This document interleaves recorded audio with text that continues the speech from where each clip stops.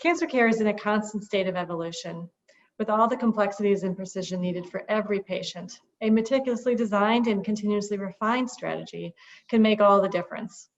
That's what the Miami Cancer Institute at Baptist Health South Florida has shown. Visioning began in 2012 and it formally opened its doors in 2017. And today, MCI is a leader at the forefront of the next generation cancer treatment. I'm Beth Price, Director and Practice Leader with Chartis Oncology Solutions. I have the pleasure today to talk to Dr. Leonard Kelman, Deputy Medical Director and Chief Medical Officer at the Miami Cancer Institute. Thank you so much for joining me today, Dr. Kelman. My pleasure. I thought a good place to begin our conversation is by understanding what makes the Miami Cancer Institute really distinctive in cancer care. Well, really, what makes us distinctive is what we're trying to accomplish. That is, we started obviously from scratch, and in some ways we feel like an underdog.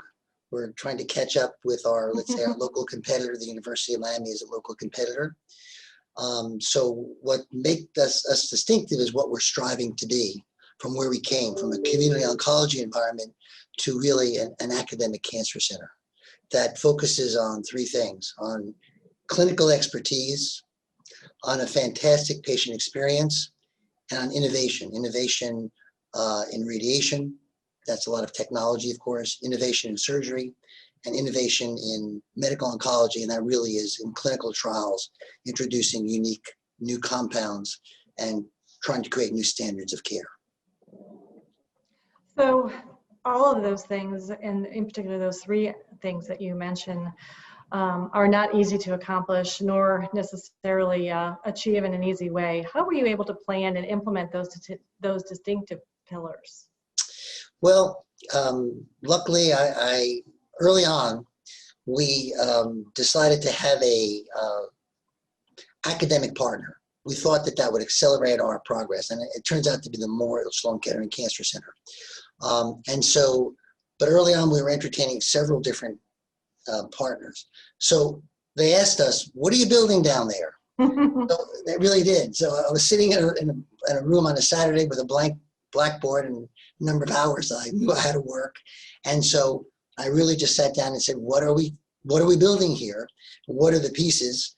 And the typical things that someone who's been in medical oncology for as long as I have would think about, and oncology in general, medical, surgical, pediatric, transplant, but also to think about what aspects of that, and also reading some literature, knowing how cancer patients pick their provider really is based on clinical expertise and their experience, and the sense that you're in an innovative place that's ahead of the curve.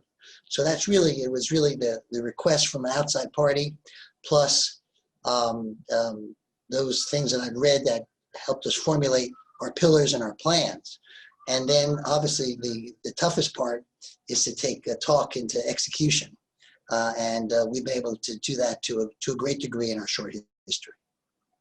Well, and I think something that's very distinctive about MCI is that it really is now a hybrid community academic program. Can you speak a little bit about that evolution, along that journey, and how did that come about, in relation to the ways that the Institute is actually really creating a different result today? Well, you always have to have your goal in mind, and if all your actions are consistent with that, hopefully you're going to be successful and use your time the best. So we knew we were a community oncology environment, and we knew from the beginning that besides those three things I mentioned, the expertise and the experience and innovation, that we wanted to be academic. We wanted to be like an academic center, except that we're not part of a university or a medical school, that we do have an affiliation with Florida National University. We wanted to be. So what marks an academic institution? We had to define that in our minds. And really, it's subspecialty care, multidisciplinary care, and a focus on a lot of the supplemental services that an academic institution would have, like oncofertility or cardio-oncology clinic, very experienced palliative care, cancer patient support services, psychology, psychologist. So we said we want to be academic. We said that from the beginning. So we were community, and we said we want to be academic, and we kind of had a feel for what that took and the kind of it's really people, and convincing the people to work toward that goal. And luckily that the leadership that we're able to recruit shared that vision, and we were able to convince the C-suite of Baptist Health South Florida that was the right vision, and they have supported us. That's fantastic. And clearly, you all are, exemplary in so many different ways.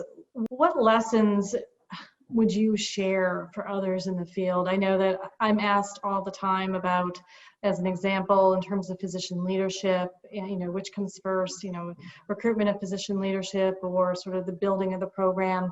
What are your thoughts about, sharing some of probably the pivotal things that you think were instrumental in helping you all? Well, recruitment is key.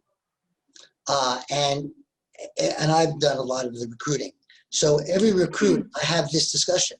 You're not coming to a community oncology environment, and you're not coming to Sloan Kettering or Dana-Farber and associated with vast labs, but that's where we're heading. And so we're very clear, we're not a community oncology setting. We're more and more becoming academic.